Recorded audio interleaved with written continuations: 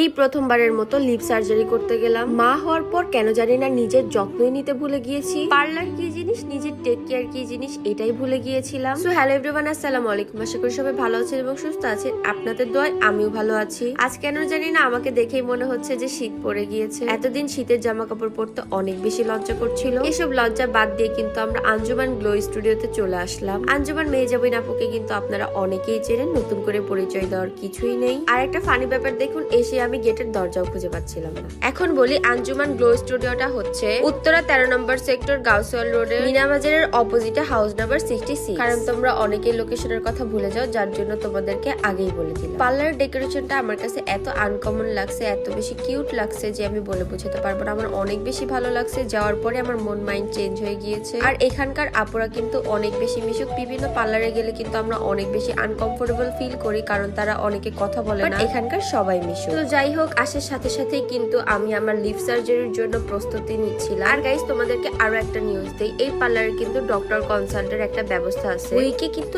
একদিন ডক্টর বসে, আর তারপরেও কার্বন ফেসিয়ালের উপর 40% ডিসকাউন্ট চলছে। আর এই নভেম্বর থেকে ডিসেম্বর মাস জুড়ে সব অ্যাস্থেটিক সার্ভিস গুলোর উপরে, যেমন lip filler, glutathione, hair colour সহ আরো অনেক কিছু, এর উপরে 40% ডিসকাউন্ট চলছে। আর এখানে যে 3টা প্যাকেজ আছে, সেই 3টা প্যাকেজের ছবি কিন্তু আমি এখানে অ্যাড করে দিব, তো তোমরা অবশ্যই দেখে নিবা। কিন্তু সব ধামাকা অফার প্রাইস। যাই হোক, তোমরা অনেকেই মনে করো লিপ সার্জারি বা আদার সার্জারি করতে অনেক বেশি ব্যথা লাগে। আসলে তা কিন্তু না, এখানে অ্যানেস্থেসিয়া করা হয়। আর এগুলো কিন্তু প্রায় সবকিছুই ডক্টর কনসাল্টে। যাই হোক, মেহজাবিন আপু কিন্তু খুবই যত্ন সহকারে আমার এই লিপ সার্জারিটা করছিল। আমি কখনোই ভাবতে পারি নাই যে ফাইনাল রেজাল্ট আমার এতটা সুন্দর হবে। লিপসটা এতটা পিঙ্কিশ লাগবে, তোমরা দেখতেই পাচ্ছ এত সুন্দর লাগছিল লিপসটা। আসলে আমাদের মেয়েদের অনেকের জন্ম থেকে লিপটা কালো হয়, আবার অনেক প্রকারের কেমিক্যাল ওয়ালা লিপস্টিক ইউজ করতে করতে লিপটা কালো হয়ে যায়, যার কারণে কিন্তু আমার এই ডিসিশনটা নেওয়া। তো তোমরাও কিন্তু অবশ্যই এই ডিসিশনটা নিবা। লিপসটা অনেক বেশি সুন্দর লাগে ন্যাচারালি। যাই হোক, দেন আমি আসি এখন আমার হেয়ারের কাজ করতে, কজ আমার হেয়ারের অবস্থা